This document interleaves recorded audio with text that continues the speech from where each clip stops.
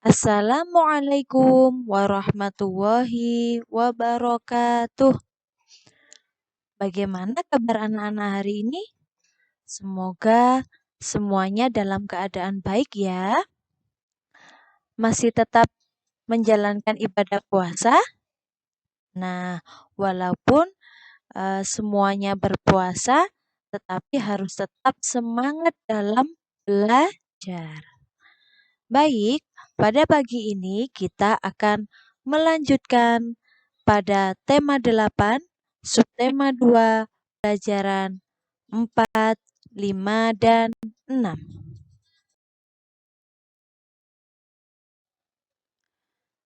Sebelum belajar, mari kita berdoa bersama-sama dulu ya. Sikap berdoa, tangan diangkat, kepala ditundukkan. Bismillahirrahmanirrahim. Raditu billahi robba wa bil islami dina wa bi muhammadin nabiyya wa rasula. Rabbi zidni ilma warzuqni fahma. Amin ya rabbal alamin.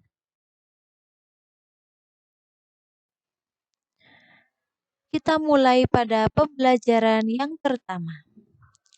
Diperhatikan dulu ya. Udin dan teman-teman mengadakan latihan tari. Mereka latihan di ruang tengah rumah Udin. Mereka dilatih oleh Mutiara, kakak Udin. Nah, sebelum mereka berlatih, ada percakapan antara ibu dan Udin. Ibu di sini berpesan. Sebelum latihan, perhatikan dulu lantai dan benda-benda di sekitar ya, Nak. Jika lantai masih licin, pel dulu ya, Nak. Nanti bisa terjatuh dan membahayakan diri. Hati-hati juga dengan benda-benda yang mudah pecah. Nanti pecahnya bisa melukai kaki. Kemudian Udin menjawab, "Ya Bu, kami akan memperhatikannya." Nah, di sini kesimpulannya kira-kira ibu itu berpesan apa sih? Ada yang tahu? Iya, jadi sebelum kita beraktivitas, kita juga harus memperhatikan keselamatan di diri. Nah, di sini kan Udin dan teman-temannya akan latihan tari. Maka yang dilihat atau yang diperhatikan itu terutama lantai. Jangan sampai lantai itu licin. Nanti kalau licin seumpama waktu menari bisa terjatuh. Akhirnya nanti sakit. Nah, seperti itu ya.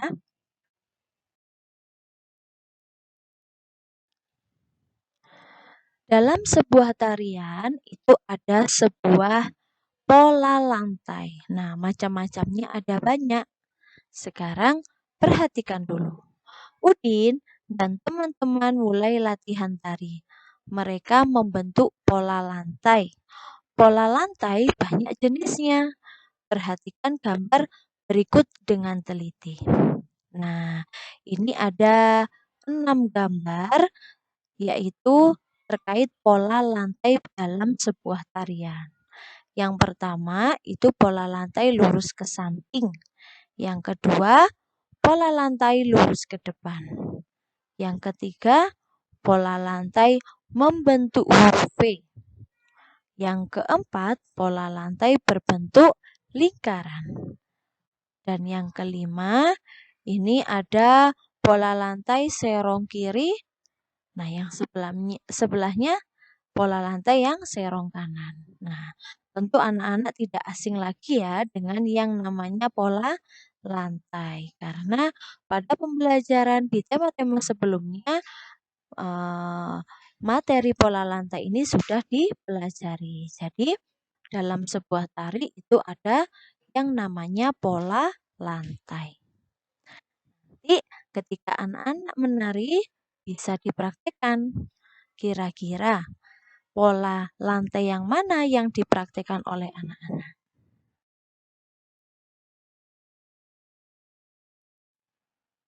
Ayo membaca. Nah, pada halaman 81 ini, anak-anak disuguhkan sebuah teks tentang menjaga keselamatan dalam latihan tari. Sekarang, ibu yang membaca, nanti anak-anak diulang kembali ya. Menjaga keselamatan dalam latihan tari. Jam menunjukkan pukul 14. Udin dan teman-teman mengadakan latihan tari. Mereka berlatih di ruang tengah. Mereka dilatih oleh kakak Udin bernama Mutiara. Udin dan teman-teman berlatih mengikuti pola lantai. Udin dan teman-teman memperhatikan keselamatan diri ketika latihan. Mereka membersihkan lantai terlebih dahulu. Barang-barang yang mudah pecah dipindahkan terlebih dahulu. Semua itu dilakukan untuk menghindari hal-hal yang membahayakan diri ketika menari.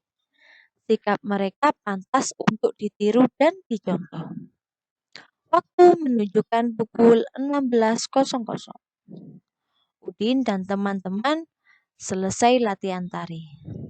Mereka sudah mahir menari dengan pola lantai. Mereka berterima kasih pada Kak Mutiara karena telah membantu. Mereka juga tidak lupa merapikan kembali tempat mereka latihan. Tidak ada barang-barang yang berserakan. Nah, ini adalah teks bacaan terkait Udin latihan tari bersama teman-teman. Dilatih oleh siapa?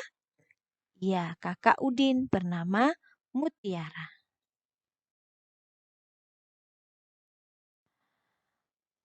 Ayo menulis.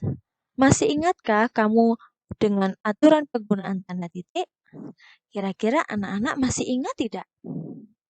Tentu masih ingat ya. Tanda titik digunakan di setiap akhir kalimat. Tanda titik juga digunakan untuk memisahkan angka yang menunjukkan waktu. Nah, di sini anak-anak mendapatkan tambahan ilmu terkait dengan penggunaan tanda titik. Kalau pada pembelajaran sebelumnya, anak-anak hanya tahu bahwa tanda titik itu ada atau digunakan pada akhir kalimat. Sekarang, tanda titik itu juga memiliki fungsi lain, yaitu memisahkan angka yang menunjukkan waktu. Nanti kita akan pelajari di slide selanjutnya.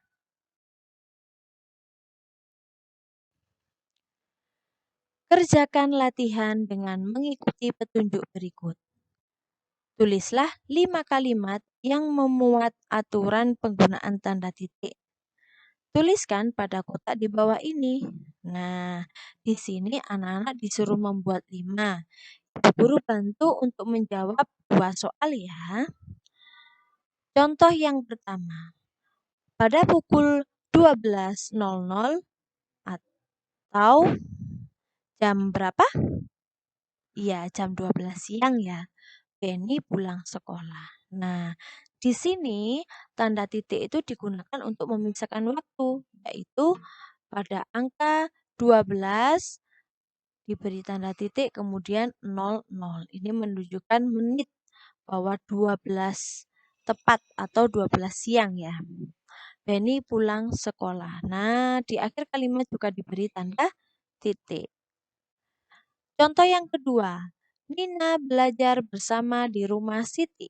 Nah, jangan lupa, walaupun kita sekarang mempelajari tanda titik, huruf kapital juga harus diterapkan. Pada awal kalimat dan juga nama orang, maka dituliskan dengan menggunakan huruf kapital. Jangan lupa di akhir kalimat menggunakan tanda titik. Untuk yang nomor 3 dan sampai nomor 5, silakan dilanjutkan sendiri ya.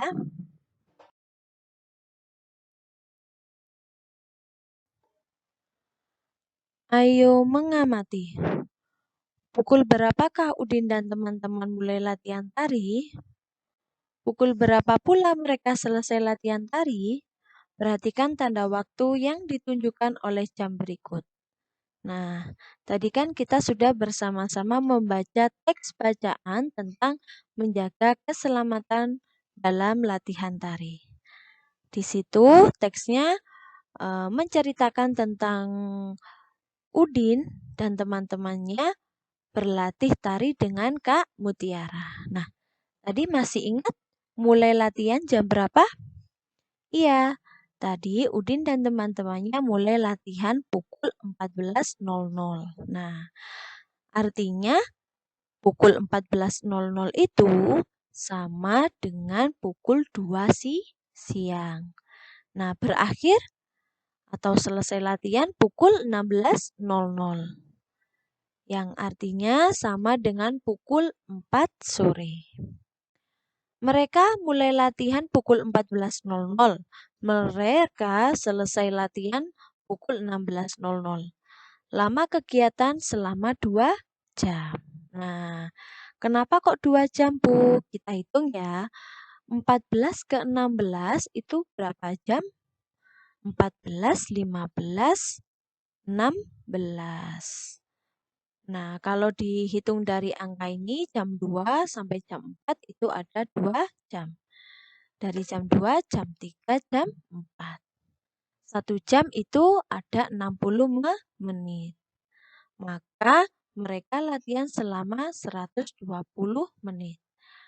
Mengapa kok 120 menit, Bu? Karena 1 jamnya aja ada 60 menit. Sedangkan mereka latihan 2 jam. Maka 2 dikali 60. Hasilnya 120 menit. Sampai sini anak-anak paham?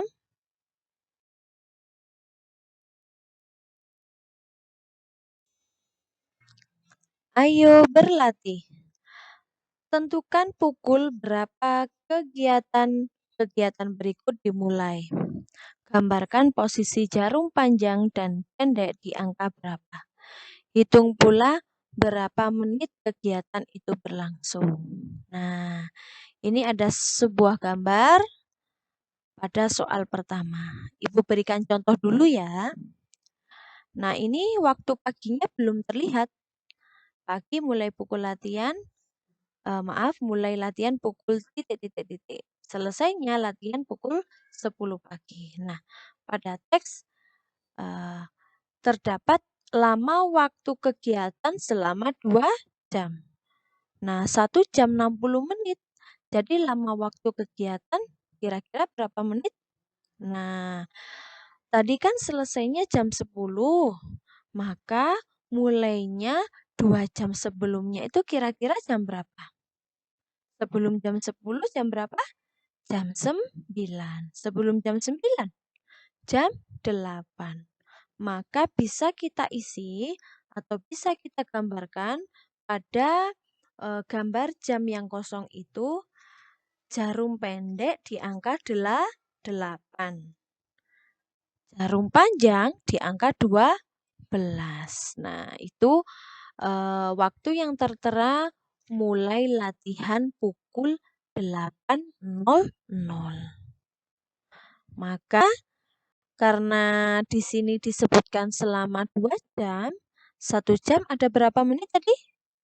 60. Maka 2 jam 2 dikali 60 hasilnya 120 menit. Faham ya anak-anak ya?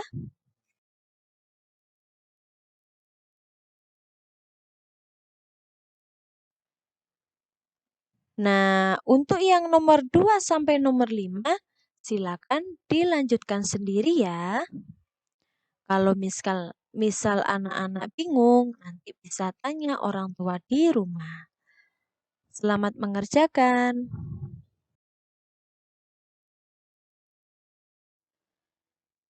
Kita lanjutkan pada pembelajaran yang kelima. Ayo mengamati. Benny dan Edo akan bermain di rumah Udin. Di rumah Udin ada kolam renang. Mereka akan bermain melempar dan menangkap bola. Udin meminta izin kepada ayah sebelum bermain. Udin, apakah kami boleh bermain di kolam renang, ayah? Ayah, Boleh nak, asalkan harus berhati-hati ya. Kita harus memperhatikan keselamatan. Tahu bagaimana caranya nak? Kita harus memakai pelampung dan jangan ke tempat yang dalam ya nak. Itu bisa membahayakan diri. Nah, jadi dalam percakapan Ayah dan Udin ini, mereka itu diberikan nasihat oleh Ayah agar memperhatikan keselamatan saat bermain di kolam renang. Kira-kira apa saja yang dipesankan Ayah kepada Udin? Iya, mereka harus berhati-hati dan jangan lupa memakai pelampung. Kemudian tidak boleh ke tempat yang terlalu dalam. Karena kalau terlalu dalam sedangkan tubuh kita tidak begitu tinggi, maka kita akan tenggelam. Nah, seperti itu ya.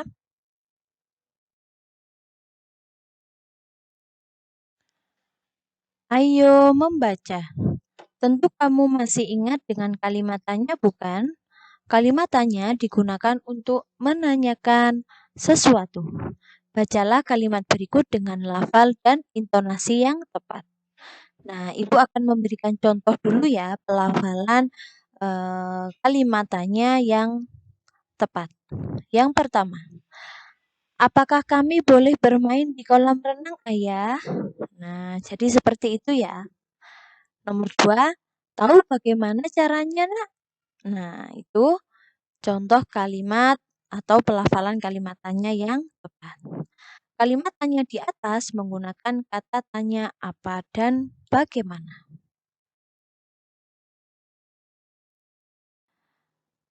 Ayo menulis. Nah, ini ada sebuah gambar.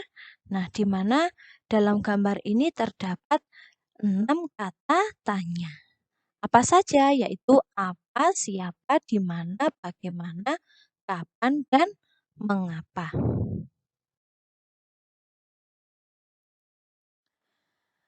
Sekarang, anak-anak ditugaskan untuk membuat pertanyaan berdasarkan gambar. Nah, tentunya mencakup kata tanya yang terdapat pada gambar. Nah, Ibu akan memberikan 2 contoh kata tanya apa dan mengapa. Nanti silakan dilanjutkan sendiri ya. Nah, contoh yang pertama, pertanyaannya bisa seperti ini. Apa yang dipakai Udin saat berenang? Nah, jelas ya.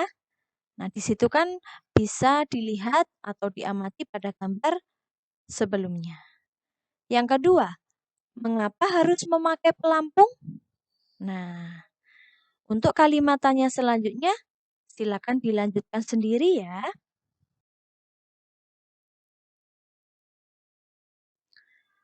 Ayo membaca. Udin dan teman-teman telah bermain melempar dan menangkap bola. Bermain melempar dan menangkap bola merupakan bagian dari olahraga. Melakukan kegiatan olahraga boleh dengan siapa saja. Udin dan teman-teman berbeda agama. Mereka juga berbeda suku bangsa. Bahasa daerah mereka pun berbeda. Walaupun berbeda, mereka tetap berolahraga dengan rukun. Mereka menunjukkan sikap persatuan dan keragaman. Nah, dari teks barusan disebutkan bahwa Udin itu bermain, melempar, dan menangkap bola. Tetapi teman-teman Udin ternyata juga berbeda agama dan berbeda bahasa. Nah, tapi mereka tetap bermain bersama. Nah, itu adalah salah satu sikap menunjukkan persatuan dalam keragaman. Keragaman apa? Yaitu agama dan bahasa daerah. Sekarang kita berdiskusi bersama dulu ya. Tahukah kamu contoh olahraga lain yang menunjukkan persatuan dalam keragaman? Coba diskusikan dengan temanmu. Tuliskan hasil diskusimu pada tabel berikut. Nah, di sini ada 6 contoh kegiatan olahraga yang menunjukkan persatuan dalam keragaman. Di situ sudah ada contoh melempar dan menangkap bola. Nah, Ibu akan memberikan 2 contoh permainan yang menunjukkan persatuan dalam keragaman. Masih ingat pada pembelajaran sebelumnya? Ya, tentu anak-anak masih ingat ya. Nomor 2 itu bisa bermain kasti. Iya, kenapa kok bisa bermain kasti, Bu? Karena mereka juga harus bekerja sama. Mereka juga harus bersatu untuk memenangkan permainan tersebut. Kalau beda agama, ya tidak apa-apa, tidak menjadi masalah. Contoh yang ketiga, bermain sepeda. Nah, itu juga bisa dijadikan contoh permainan yang menunjukkan persatuan. Yang keempat sampai yang keenam, silakan dilanjutkan sendiri ya.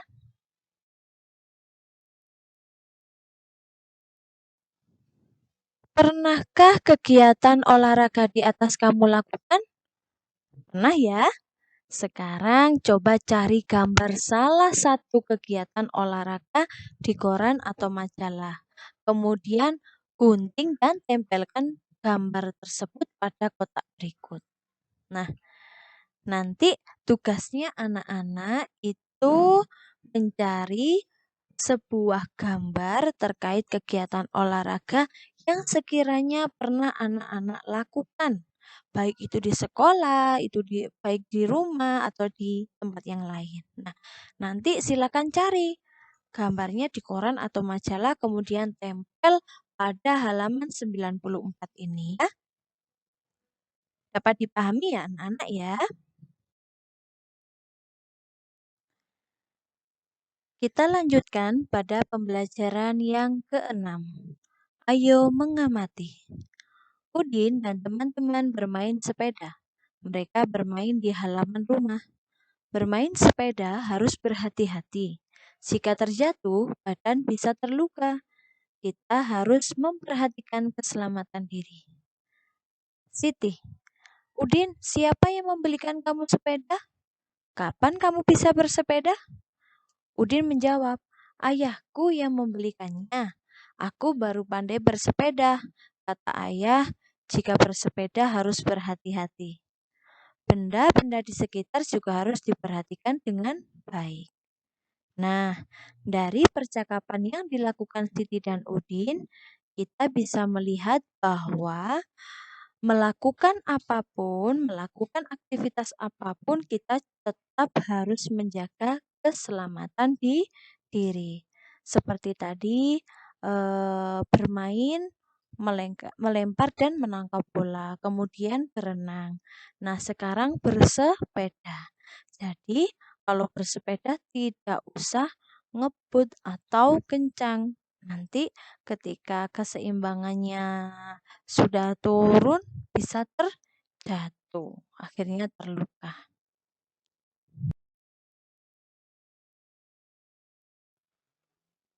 Ayo membaca. Bacalah kalimatannya berikut dengan lafal dan intonasi yang tepat. Yang pertama, siapa yang membelikan kamu sepeda?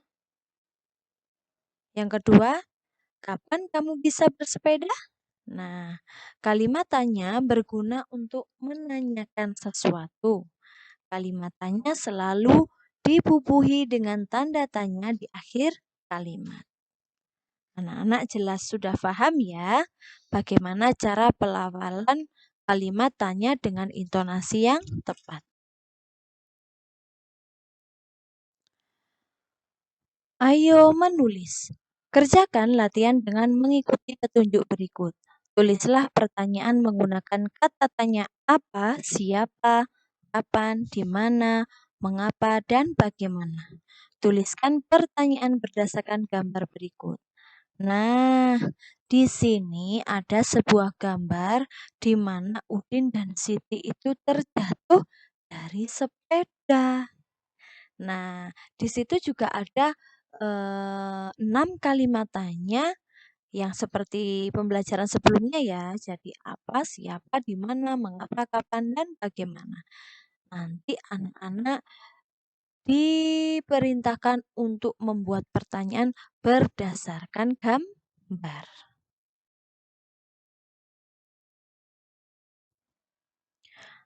Ayo kita kerjakan bersama.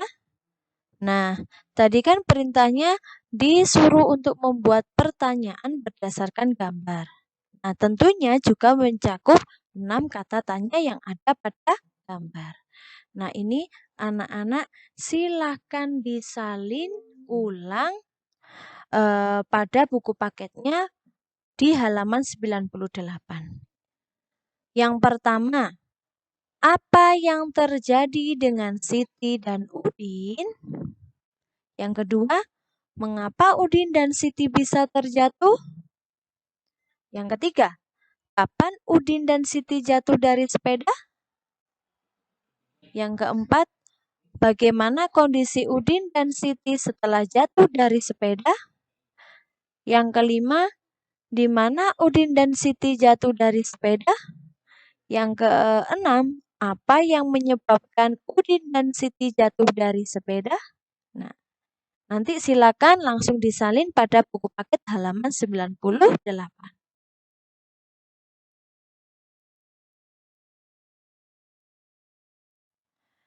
Ayo membaca. Udin dan teman-teman bermain sepeda.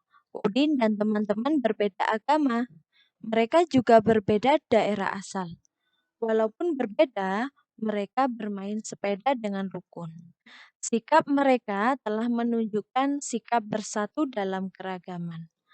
Pernahkah kamu bermain yang menunjukkan sikap bersatu dalam keragaman?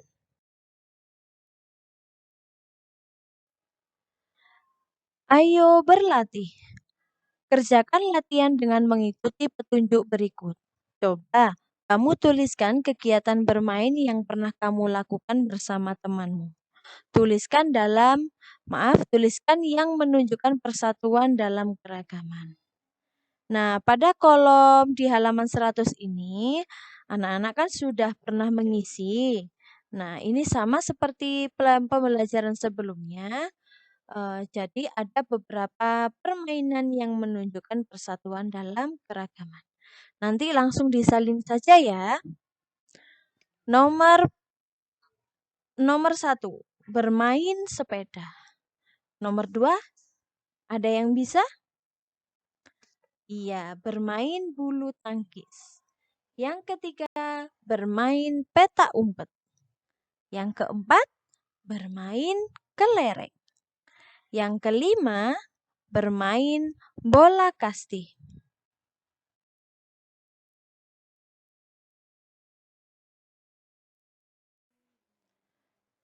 Ayo mengamati.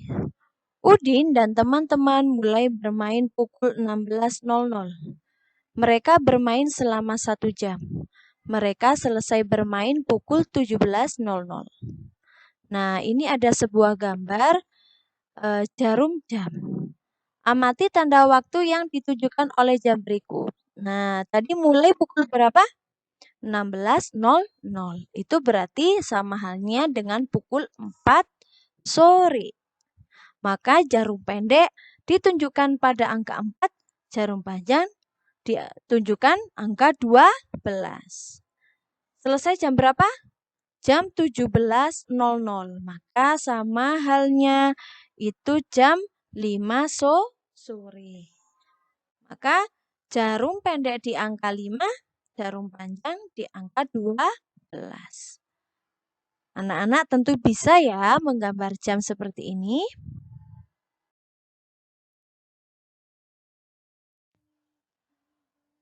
Ayo berlatih.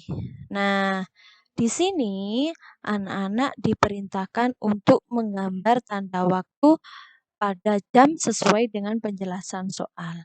Nanti ada 6 soal yang harus anak-anak kerjakan. Nah, silakan dikerjakan mulai halaman 101 ya. Selamat mengerjakan.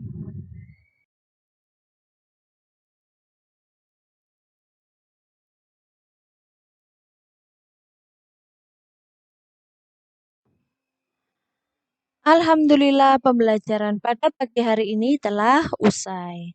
Semoga anak-anak bisa menerima penjelasan dari Ibu dengan baik dan bisa mengerjakan soal-soal dengan benar dan tepat.